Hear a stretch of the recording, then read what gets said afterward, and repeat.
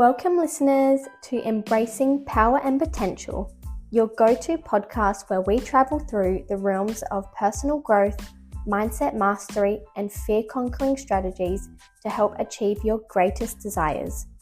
I'm your host, Portia, and I'm thrilled to be your guide on this transformative experience. If you're ready to unleash your authentic power and elevate your life, you're in the right place. Join me and our special guests as we embark on conversations that will broaden your horizons and enrich your journey. So, sit back and immerse yourself in these unmatched discussions. It's time to expand your mind and your life.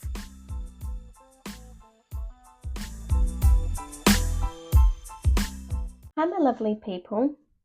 So this episode is actually a follow-on from the previous episode of Becoming Your Own Bestie. Plus there's a little mini pep talk in here. So I will be sharing a bit of my personal story as to why becoming my own bestie was a crucial part of my self-development journey. So we'll call this Becoming Your Bestie Part 2. In my last episode, I shared why it is so important to become your own best friend and the tips and tricks on how to get there. This is a little more personal, but I thought there would be someone out there listening who can relate to my story in some way, who may be struggling or just needs to hear that there is always light at the end of the tunnel, no matter where you're going. And also I just wanted to apologize if my voice does sound a little bit croaky today. I am a little unwell, but that's fine, we're going to get through this. I just thought I would give you a little bit of a heads up. So back to the episode. For some context, my self-development journey truly started in March 2023 when I was in the slumps of my life. I had just moved to Melbourne at 19 with my partner at the time, without any family or friends. I just left my job of 5 years where I was working towards the manager position there, without literally any notice. I just got up one day and left to another state. So I had no income, I had no plan, and I just took a chance on myself to change my life in a new state, away from the toxicity that I was experiencing in Adelaide, which is my hometown. Shout out to everyone that's from Adelaide, but this was definitely an impulse decision because my partner wanted me to go with him. So being naive and young, I did.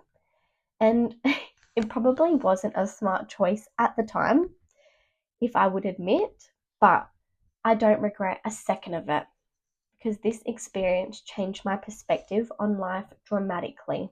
It had been 6 months since moving from Adelaide, and we finally got a rental after living in hotels in Melbourne City, literally moving every few nights just to have a roof over our head.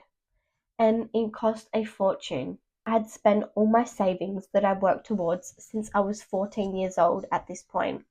So I was in a pretty shitty headspace after really struggling for those past 6 months. Sometimes finding it difficult to eat because we were literally running out of money. And I was too embarrassed to ask my family for anything. I wanted them to think that I was fine and I had this all under control. And at this point as well, my relationship was crumbling because I was just in such a low vibration after a stressful experience, and I'm guessing my partner at the time was too. I was losing hope. My self-worth was incredibly low, and I looked in the mirror in disgust, blaming myself for everything that I went through. At that point of immense suffering, I had nothing left to lose. I was emotionally drained, so I had no choice but to flip the script and to change my situation. I remember sitting in my new little rental, although I was so grateful that I finally had somewhere to call home. Things were still miserable. My relationship was in the ruins after the stress that we both endured throughout the past 6 months before this. And I think both of us were just emotionally drained and just not genuinely happy with life. I thought to myself, something has got to change here, and I can't control what my partner does, or ex-partner now, but I can control what I do. And that day, I made a conscious decision to turn my life around. I suddenly remembered that I had bought this course 3 years ago before this, and I had never even started it. And I remember it was about $300 at that time, and I pretty much just bought it and forgot about it because my life was pretty chaotic back then. But this just clicked to me at that moment, and I was like, oh my gosh. So I tried to log into it, and this course is called the Rise and Conquer Project. And this is a 7-week manifestation and self-development course. And by the way, you should definitely go and check it out if you're listening. I don't know if it's still available, but it might be. It's by Georgie Stevenson. She's just everything manifestation and self-development, literally my inspiration for all of this. So definitely go check that out. Little side note. And mind you, this course is not cheap. Well, in my situation. Well, definitely not in my situation at that time. I would have never been able to afford it. But it was exactly what I needed. And it literally changed my life. It was like my soul pre-planned this purchase. That was the start of my self-development journey. I had been big on concepts like affirmations and positive self-talk previously because I was always told that from literally the ages of when I could talk, basically, that your words become your reality. But sometimes I believe that you need to hit rock bottom to be reminded of how powerful those practices are and implement them with real intention. So the day I made that conscious decision to change my life was the day that I started to learn to love myself again. Self-love is one of the highest frequencies, along with gratitude, to attract things that you want into your life. I started getting routines in place to start my mornings, looking in the mirror every day with self-love affirmations, literally putting myself on a pedestal and quite literally falling in love with myself.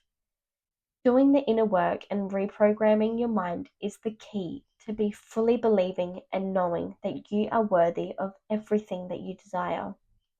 You are enough, and realizing that being you is your superpower and nobody can take that away from you is the most amazing feeling. Is that how you truly think about yourself? Because if not, it should be. But mind you, it will take practice, consistency, and repetition. One thing about me I can say is that I am quite humble, and I really struggled with accepting compliments or talking myself up. If I'm going for a job or something, I would get shy when they ask me, what are you good at? Because I don't know, that was something I used to really struggle with. So when I started this self-development journey, it did feel uncomfortable to start looking in the mirror and saying, I love you, Portia. I am so attractive. I nearly felt embarrassed, even being alone, because I lacked that self-confidence so much. I literally had to convince myself every day in the mirror that I am worthy. And it definitely takes practice and consistency to rewire your brain to believe that you are everything and more. I started taking my self-love journey pretty seriously. I stopped following everything on social media that made me feel like I was comparing my life. I did little things every day confidently, acting as if I was reborn. At that time, I started studying for my youth work certificate. So I would sit up straight in my chair, correcting my posture. As studies show, good posture is actually linked to confidence. And I would put my hand up first and share my ideas. And I would also talk to different people. And this was just little things that I was doing to finally get back to myself and build up that confidence again. And I really actually noticed my external world started to change pretty much instantly. My partner was a lot more drawn to me and actually started complimenting me. People even started coming up to me in class and asking me things, interested in my thoughts on topics. Even the teachers started to call me out on random questions, assuming that I knew the answers. As I acted with greater confidence, the people in my world perceived me to be confident, which attracted these sorts of experiences around me. It had been a couple of months, and I was still consistently doing the inner work, repeating self-love and beauty affirmations daily, and I gradually started to believe it for real.